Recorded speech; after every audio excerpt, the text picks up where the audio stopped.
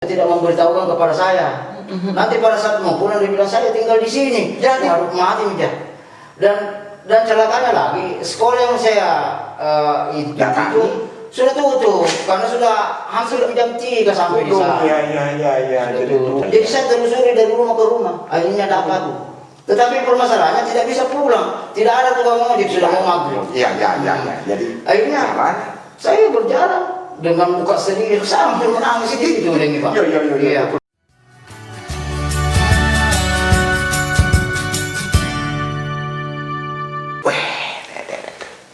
Gak balak nih peneliti ya sebangnya kabat tuh kini sedeh. Assalamualaikum Pak. Waalaikumsalam. Langsung kiri panennya kan kopi. Kopi alhamdulillah.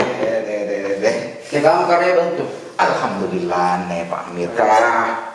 Ini subangnya nggak tunta apa tuh? Waktunya kita kasih ke burung.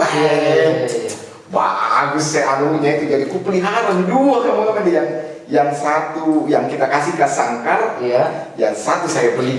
Oh iya, berarti satu pasang ini dari tanah. Satu pasang ini, jadi bagus juga itu dia orang pelihara burung. Terus. Kilo dong. Iya, ada.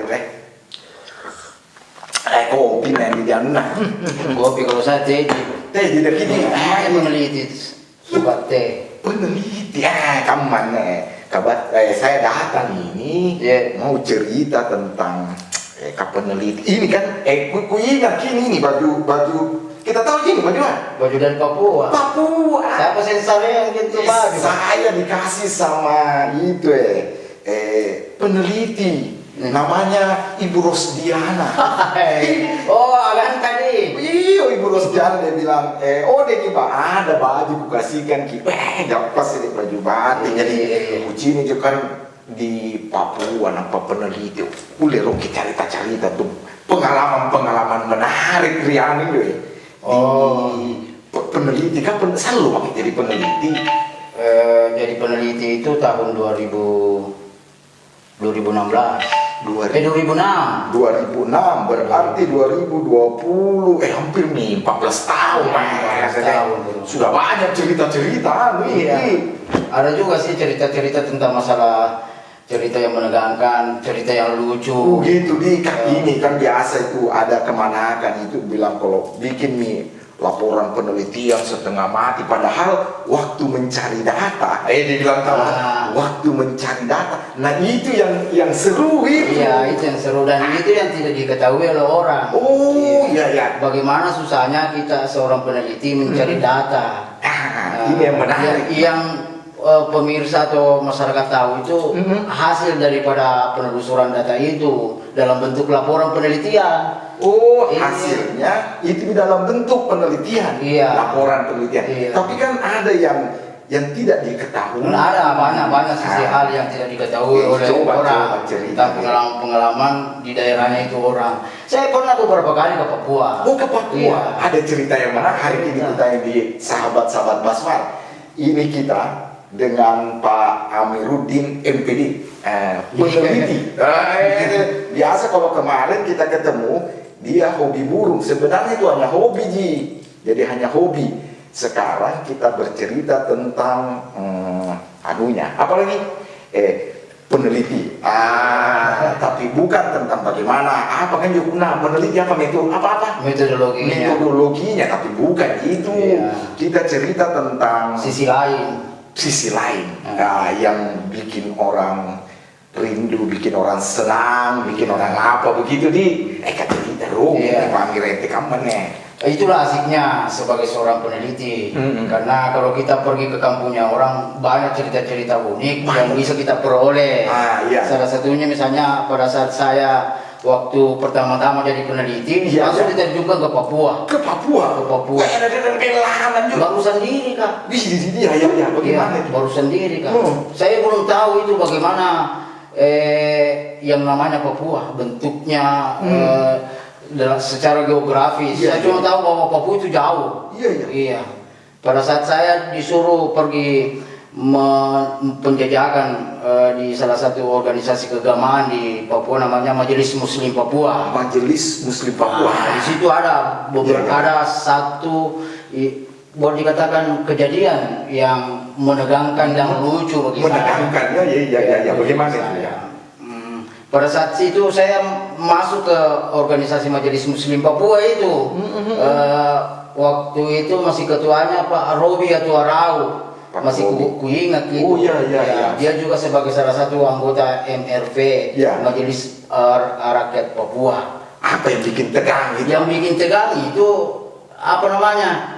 Saya kan orang baru masuk di organisasinya itu, kebetulan ngumpul di semua. Iya. Dia curiga sama saya. Siapa itu? Siapa ini? Tapi memang begitu itu peneliti biasa datang baru pura begitu. Terus saya pada saat keluar dari komunitasnya, saya pergi ke WC, begitu saya keluar langsung dikerumuni sama orang. Oh, dikerumuni, dia bilang, siapa kamu ini?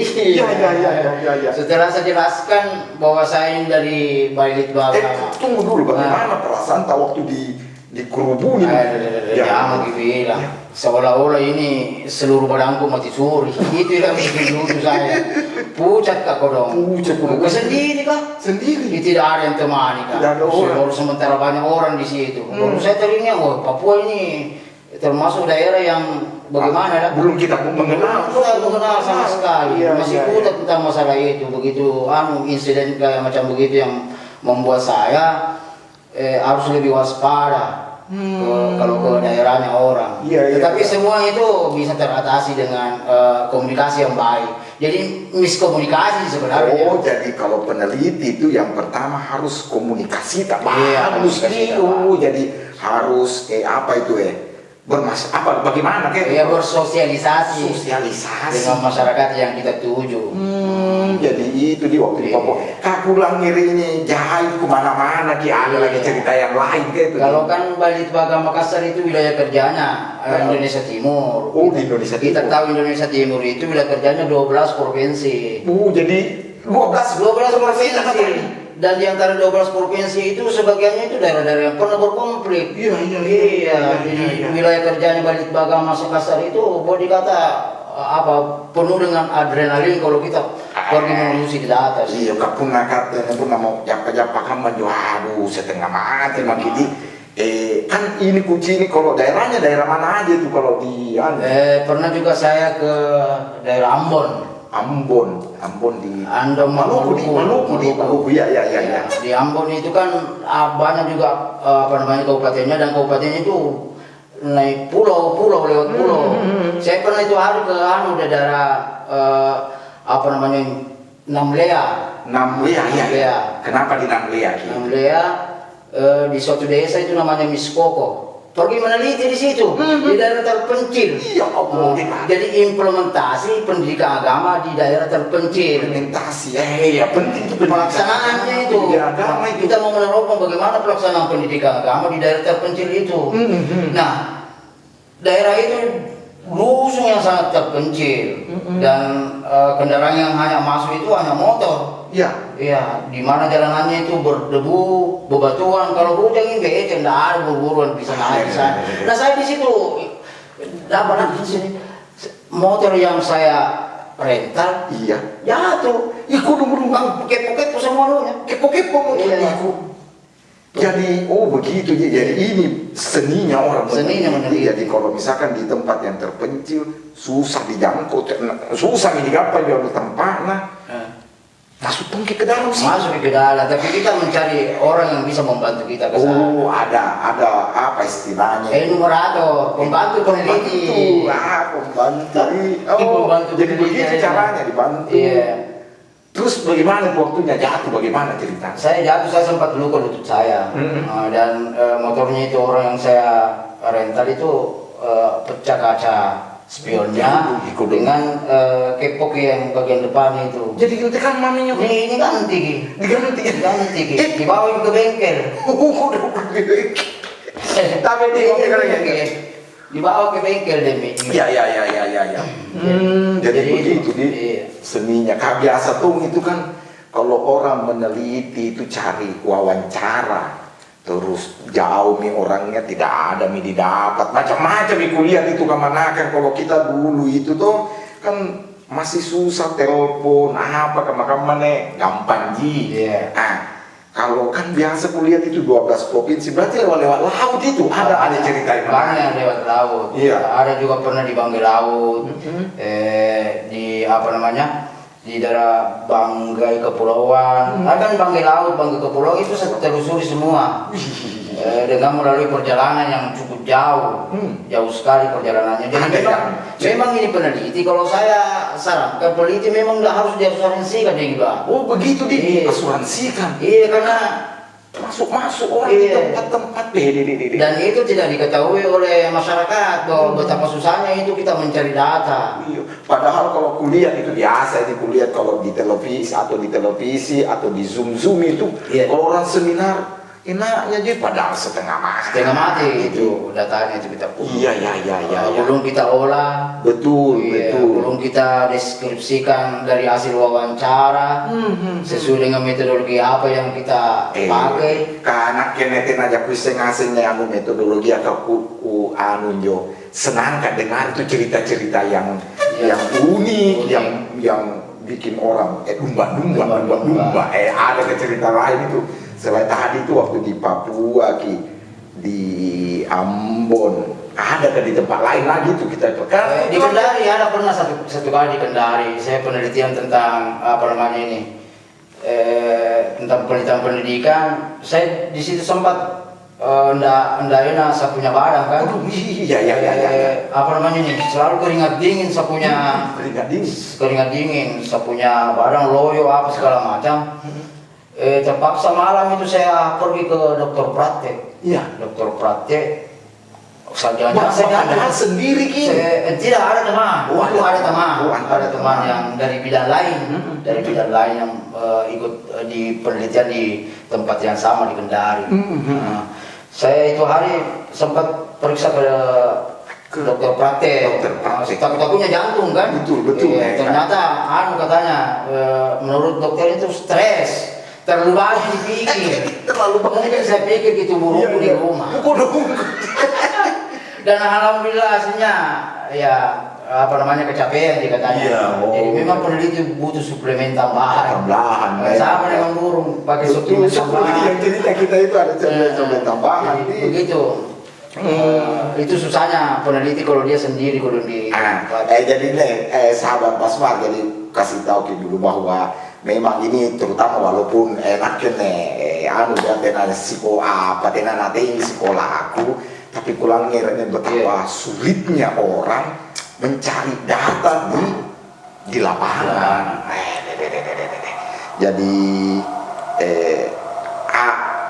dia pun cerita marahin juga kalau misalkan ada itu saya dengar kalau orang penelitian kemudian tiba-tiba susah cari orangnya dan jauh tempatnya. Baru ada bagaimana? Karena saya ini penelitian masalah indeks karakter siswa. Itu penelitian dari pusat. Dari Jakarta. Dari kampus Penda.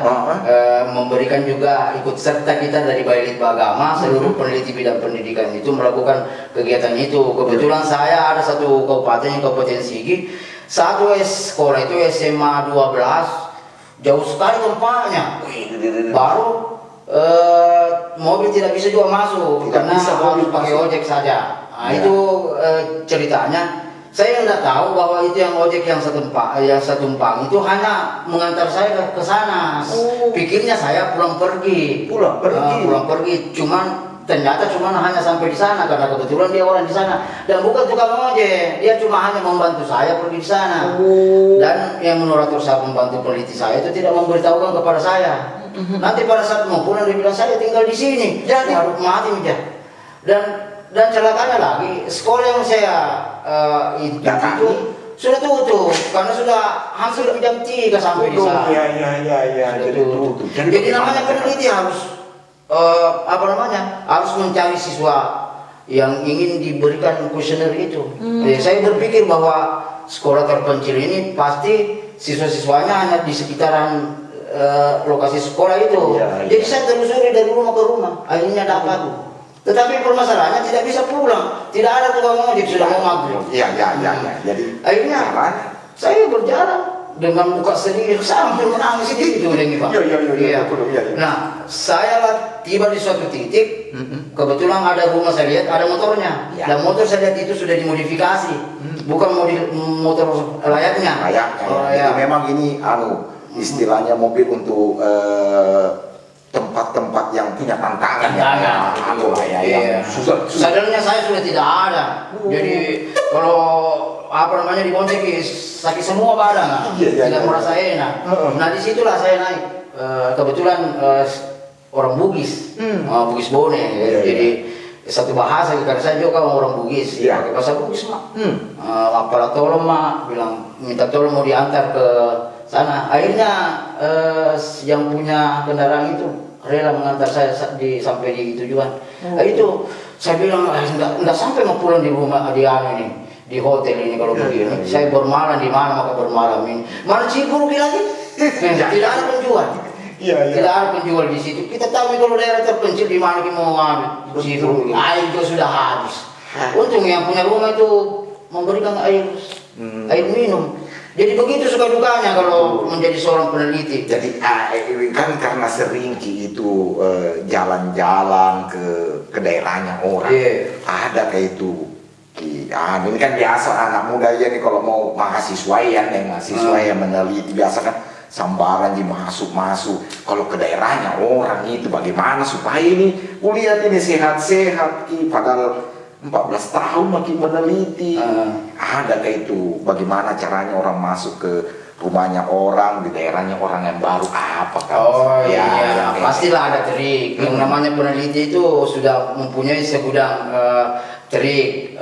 Itu strategi peneliti dalam menggait namanya informan. Bagaimana informan itu suka sama kita untuk diwawancarai. Contoh-contohnya banyak sekali.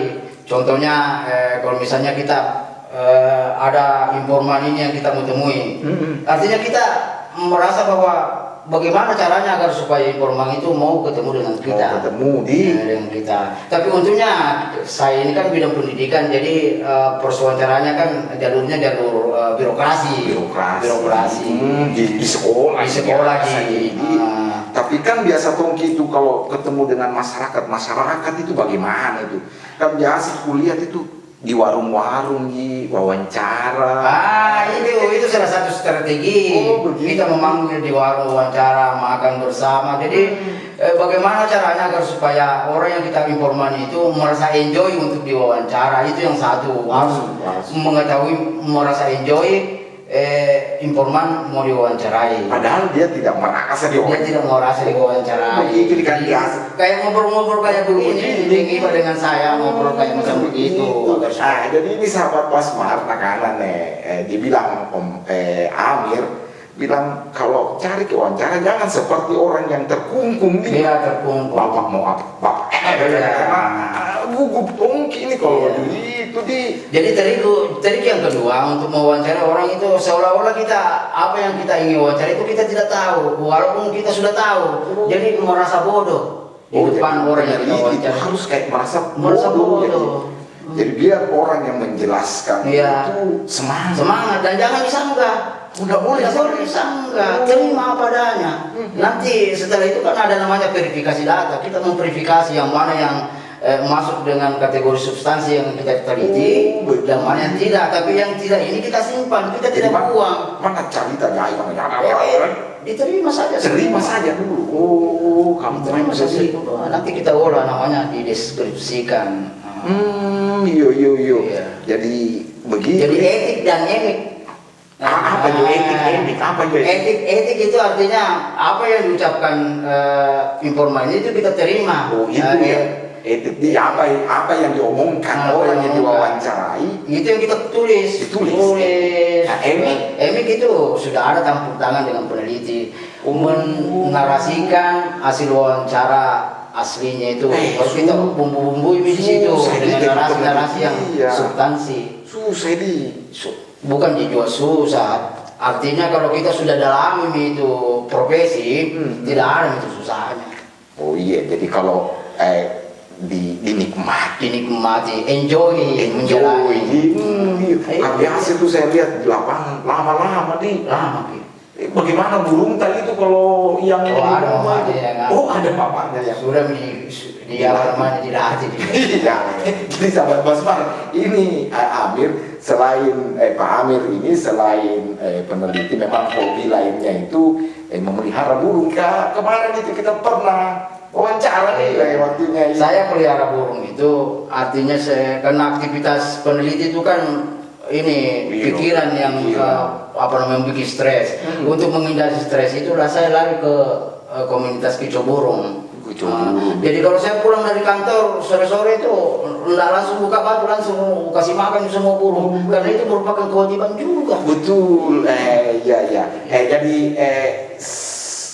selain hobi kan tadi burung ini meneliti, ada yang terakhir ini kita sampaikan ke sahabat-sahabat Basmar. Misalkan ini contoh, ini saya di lapangan turun atau kira-kira misalkan saya bingung ini mau cari apakah itu apakah kalau yang mau diwawancarai apa kalau narasumber. Bukan narasumber, informan. Kalau informannya mau dicari, trik yang paling jitu bagaimana? Triknya kalau mau mencari informan bagaimana? Kan biasa susah bohongin juga. Ya. Jadi di penelitian itu kita kan sebelum kita turun itu sudah ada kerangka desain pengumpulan data, instrumen pengumpulan data. Jadi sudah ada siapa yang mau diwawancarai ini yang menjadi informan. Jadi kita tidak langsung mencari informan karena kita ada jalurnya.